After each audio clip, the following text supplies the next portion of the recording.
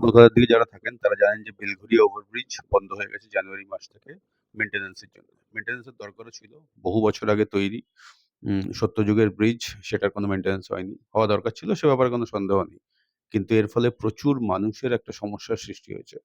বিটি রোডের দিক থেকে যারা এয়ারপোর্টের দিকে যান বা এয়ারপোর্টের দিক থেকে যারা বিটি রোডে আসেন বা এই সমস্ত জায়গা থেকে যারা পাস করেন, হয়তো অন্য কোথাও যাচ্ছেন, এদের ভয়ানক সমস্যা হয়েছে। সেটা টু হুইলার হোক, ফোর হুইলার হোক, ট্রাক হোক, বাস হোক, ২০১ রুটের বাস, এই সবারই সমস্যা হয়েছে। কিন্তু এই সমস্যাটা আমাদের মেনে নিতে হবে। তার কারণ মেইনটেন্যান্স না করলে একটা বড় ধরনের দুর্ঘটনা ঘটে যেতে পারত।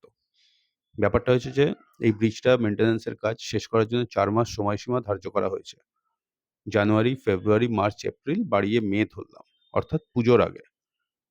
কিন্তু সেইটা মনে হয় নাও হতে পারে। আজকে আমি এক পুলিশ অফিসারের সঙ্গে কথা বলছিলাম, যিনি বেলঘরিয়ার ২ নম্বর, আ ৩ নম্বর গেট, কোনো একটা গেট, আমি গেট নাম্বার বলছি না। কাউকেই সমস্যায় ফেলতে চাই না। তার সঙ্গে কথা বলছিলাম এবং সেখানে তিনি বললেন যে, আমি তাকে জিজ্ঞেস করলাম যে, "স্যার কি মনে হচ্ছে যে আ এটা কি পুজোর আগে হয়ে যাবে?" তো ভদ্রলোক বললেন যে, মানে সমস্যা আছে। কাজের যে গতি, ৪ মাস টাইমলাইন, কিন্তু কাজের যে গতি পুজোর আগে কিন্তু শেষ হওয়াটা বেশ মুশকিলের ব্যাপার। তার মানে তাহলে স্যার আপনি বলতে চাইছেন যে পুজো পেরিয়ে যেতে পারে? বলছে সম্ভাবনা আছে। তো যখন আ প্রশাসনের একজন ব্যক্তি, একজন দায়িত্বপূর্ণ ব্যক্তি, তিনি যখন এই কথা বলছেন, তাহলে হয়তো আমাদের সমস্যাটা বেলঘরিয়া এবং উত্তর ২৪ পরগনা, কলকাতার উত্তর প্রান্ত, এদিক দিয়ে যে সমস্ত মানুষ যাতায়াত করেন গাড়ি করে, বাসে করে, তাদের হয়তো সমস্যাটা পুজোর পর পর পর্যন্ত চলবে এবং সবচেয়ে বড় ব্যাপার হচ্ছে যে অলরেডি বেলঘরিয়া বা এই উত্তর কলকাতার দিকটাতে প্রচণ্ড জ্যামজট হচ্ছে।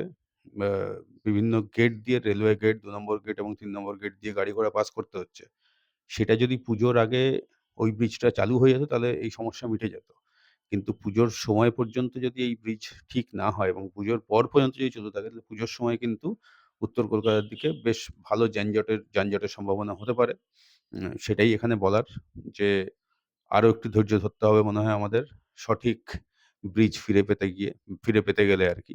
তবে একথা অবশ্যই বলতে হবে, পুলিশ প্রশাসন, জিআরপি, আম আরপিএফ, সিভিক সবাই কিন্তু অসাধারণ কাজ করছে এবং চেষ্টা করছে ওদের পক্ষে যতদূর সম্ভব।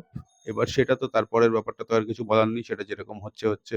এত গাড়ির চাপ, একটু জ্যাম তো হবেই এবং শেষে যেটা নিরাশার কথা শোনাবো, মনে হচ্ছে পুজোর সময় পর্যন্ত, পুজো পার করে এই ব্রিজ ঠিক হবে এবং পুজোর সময় কিন্তু একটা সমস্যা তৈরি হতে পারে।